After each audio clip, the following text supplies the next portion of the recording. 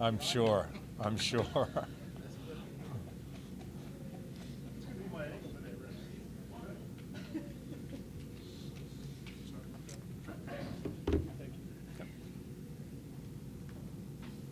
John, defense has always been first. How much does your goaltending challenge add to that in terms of protecting the blue and that type of thing?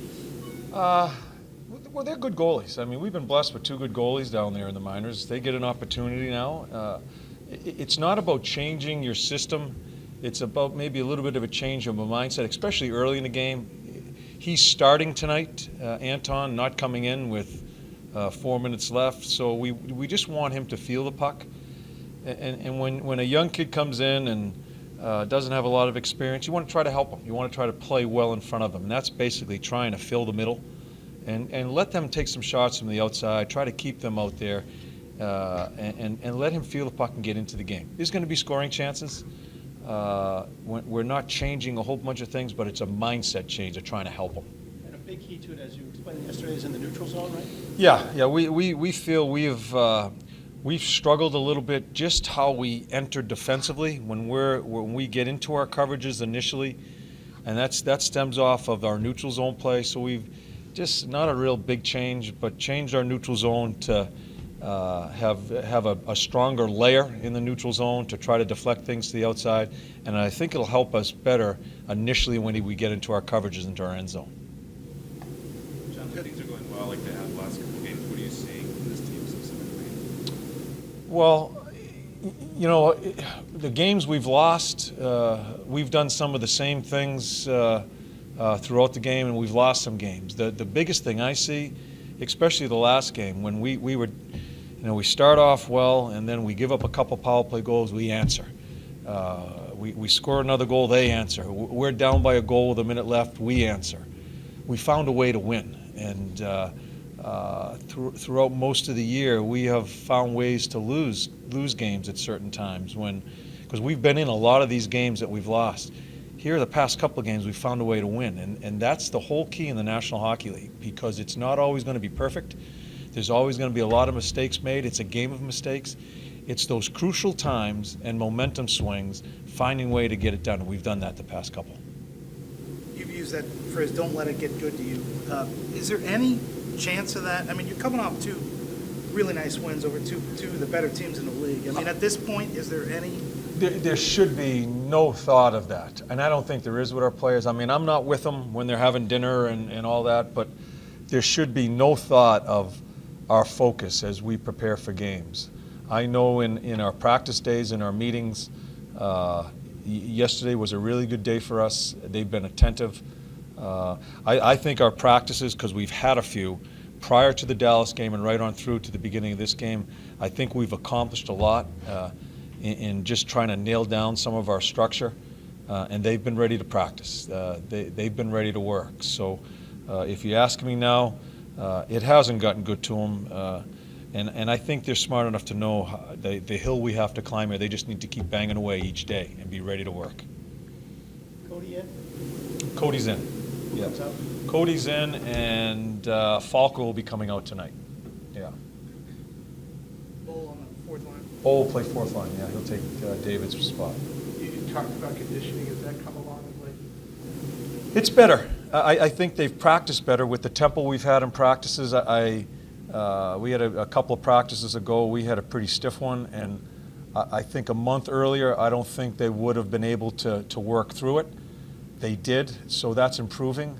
I don't think you can really change a bunch of your conditioning through the season when you're in the season. Those changes have to be, that's the summertime for them and camp.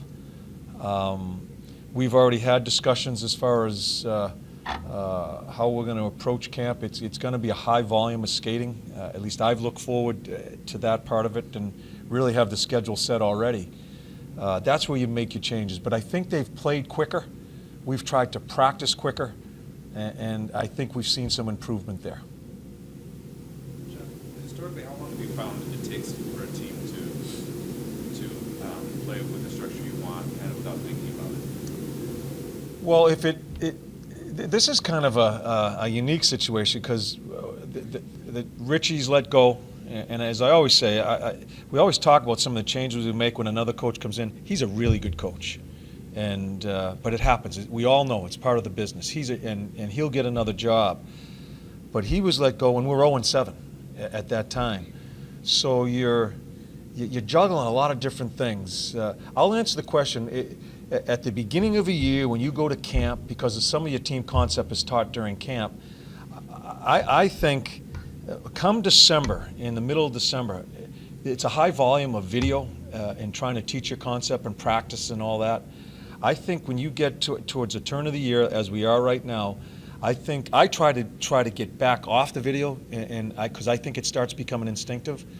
Am I able to back off right now? No, because I think we have made some changes. I think they're still beginning to try to understand me. I'm still trying to understand them and where they fit in things. A much clearer picture right now. But I think that's going to go on through most of the year here in trying to get our structure, because I may have different thoughts than Richie as far as what structure is and the discipline of it. So for this year, that's going to be an ongoing thing, I believe. You think you've seen the best of Brian Johansson yet? No. Joey gave us some good minutes the other night.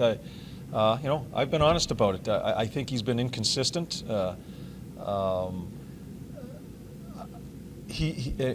say it, and we talked about Sauter yesterday, where the run he's on. Sauter's 23. Joey's 23 years old. I know he's been in the league for a number of years here. I think this is his fifth. He's got a ton to learn, just like Sauter. Sauter has 2 cups. He still has a lot to learn as far as how to play. So this shouldn't be it's not a negative connotation on him at all. And we're going to teach, and that's what we try to do with him. And we make our call during the games, no matter who it is, where they fit in those minutes as far as that particular game. We thought Joey was going pretty well last night. He got more minutes than prior games. But that's an open book as we start the game. But for Joey, no, I think he has a ton to learn. And the greatest thing about him is just his ability.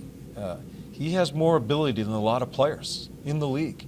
It's trying to get him to get there all the time, to use that ability. And that's a process. That's a maturity level. And he hasn't totally matured yet. And the onus falls on us to try to get that out of him. You say it's not a negative thing, the way I guess you're handling. Does he understand that? Do you think he understands Yeah, that? I think he does. I think a lot of people around us, Joey and I, want to turn it into that. And listen, I make my own bed with some of that stuff as far as I think the reputation I have. But you guys really don't know what goes on in that room. Everybody makes these, you throw it against the wall, and and that's what's happening. And you shouldn't. You shouldn't know what's going on in that room. So I don't blame you. What I do have problems with is you just throw these thoughts out there and say this is what's going on when you really don't know. But that's your job, and it's our job to handle it. And quite honestly, I like the kid, and I think certain days we have great progression. Other days it's a step backwards. But he's 23 years old, and the greatest part about it was answering that question. There's a ton there with him, and we're going to try to get it out of him. Thanks, guys.